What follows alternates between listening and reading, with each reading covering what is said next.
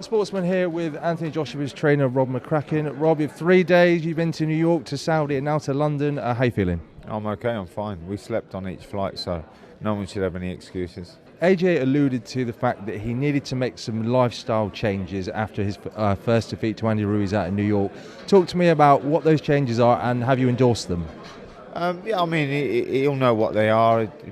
It's simple stuff, maybe eating the right food, sleeping a little bit earlier, getting up a little bit earlier. I think he's talking about getting up early in the morning, so that's kind of a good idea. And he gets up early enough anyway, but he's talking about getting up 6 a.m, 6:30 a.m. So I think that's a lifestyle change, and going to bed at 10.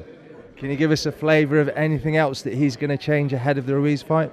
No, just learn from the fight and put things into practice and prepare diligently. And listen, Ruiz is a top fighter, he's a heavyweight champion.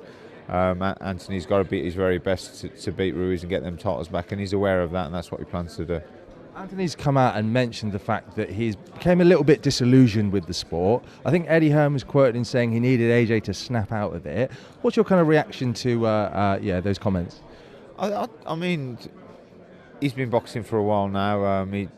He's had eight world heavyweight title fights. This will be the 9th one. He was unbeaten going into the last one. So, if you'd have said to anybody you win the world heavyweight title and you make one defence, and then they'd snap your hand off any fighter. So for him to have won the title and made 6 defences, and then in the 7th one lose the title, is very disappointing. But you look at the history of the sport, lots of heavyweight greats have lost their titles, and in some cases have came back and got them titles back, and that's what he fully intends to do, and be 100% on the night, and be motivated. What's the antidote for an unmotivated fighter? I don't think there's such thing as an unmotivated fighter, but I just think that some things are more important and mean more to you than others. So it's like going to work. If something's vitally important to you, as opposed to a late change and then you've just got to get the job done. It sounds simple, but it's difficult. Rob, you're a very risk-averse character. Saudi Arabia, is that where you wanted it?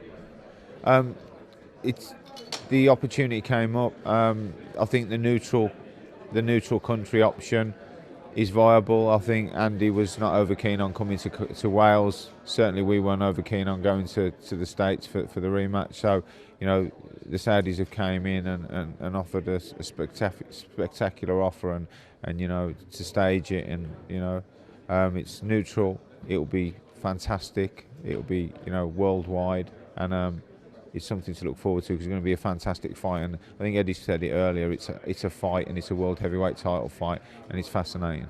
How do preparations change, it being in Saudi instead of Cardiff, for example? Probably that you'd go out there at least 14 days before. That's what changes. But it's cooler in December. I think it'll suit both fighters, and I think we'll get a great fight. Was an interim bout, instead of jumping straight into the rematch, ever on the table? Well, it's easy for people to say that, he should have 2 or 3 warm-ups. It's not realistic. He's a world heavyweight champion, and he's lost his title to Andy Ruiz, who's obviously a great fighter. But it doesn't work at the level that AJ's been boxing at, and the magnitude and the preparation and the time that goes into that. And he's a big man as well. To go away and just have 2 or 3 warm-ups is very, very difficult, and it's probably not realistic, and that's why you go back into the rematch. All the heavyweight champions that have lost their titles have jumped at rematches and gone back into them to try and get the win, and we've seen it time and time again. So I'd say that if it was 4 or 5 years ago, yeah, of course you would. You go away, you'd have 2-3 fights, but you can do that in 4 or 5 months. At this level and with the preparation involved, I think it's you're talking a couple of fights maximum a year. It's very difficult. In an ideal world, would you have liked an interim fight? No, I think Anthony needs to take the rematch, and I think he needs to be 100% prepared. And I think it's a fight that he can win. I think it's fantastic for the sport. But Anthony hasn't been a heavyweight champion for 1 fight or 2. He's been a heavyweight champion since 2016. And he lost the titles. Now he wants to get them back, and that's what happens in the sport at this level. I think it's very difficult to lose your titles and then go away for 18 months and have 2 or 3 warm-up fights. If the option's there, world heavyweight champion wouldn't take the option to try and get his titles back and redeem himself. After Anthony obviously suffering that first loss against Ruiz, there were some calls from some certain parts of the media saying that maybe a fresher face in camp may benefit Anthony. What was your sort of reaction to those comments? I think they're predictable. I think that the fame and the projected or talked about money that Anthony's earned and created for himself, which has been brilliant. But I think they're predictable. I think it's part of the sport. I think you have some people in the sport that look at the negative side. You have others that look to find a reason why and try and make it better and make it work moving forward. So it's not something that I'd care too much about. I think Anthony Joshua is the fighter. I think while he asked me to be his head coach, we got a great relationship. I'm happy to do that. He doesn't just train with me. He trains with a variety of people over the years. But I'm the head coach. While he wants to be the head coach, he's a great guy. We get on very well, and I believe he can achieve more things in the sport. I'll be his head coach. There's a few rumours circulating that the personnel in camp may be changing slightly. Will there be any new faces in camp?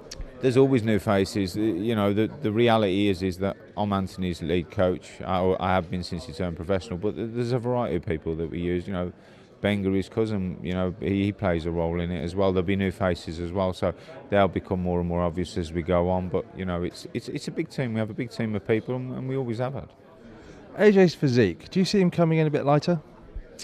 The weight's not the be all and end all. I think he'll come in a bit leaner, a little bit less muscle. Not a lot. It's not a big deal. It really isn't. He's a big guy anyway. He's a huge guy. But I think that he'll come in a slightly leaner. But Ruiz will as well. They're both intending to come in leaner, so I don't think we can really read much into that. And finally, Rob, what's going to be the key factor to ensuring that it's revenge, not repeat, on December 7? I think the key factor is that Anthony stays calm. He doesn't rush in. And he uses his reach to control Ruiz, and he boxes and he gets behind that jab. And I think that's the key factor. What did Anthony do wrong, do you think, out in New York? I think he rushed it when he knocked Ruiz down. It's obvious what he did wrong, and he got caught. And Ruiz is a good puncher, and he's a heavyweight, and this happens in heavyweight boxing time and time again. So it's a lesson learned. Hopefully, he can put it right in the rematch. Ron McCracken, thank you for speaking to the Sportsman. Cheers. Thank you.